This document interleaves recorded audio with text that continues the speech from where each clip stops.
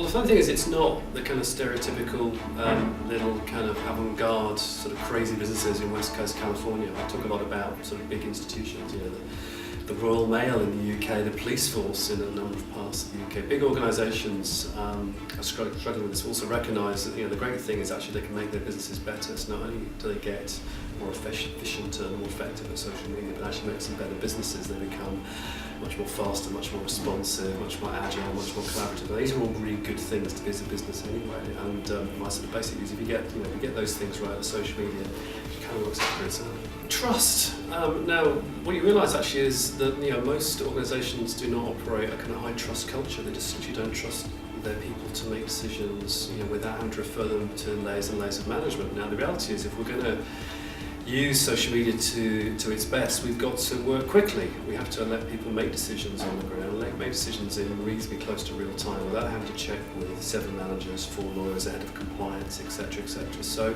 those organisations doing well do actually trust their employees. Now, they'd argue that they trust them because they've hired the right people and they've trained them properly. I think the key message for me is, you know, stop focusing on the technology.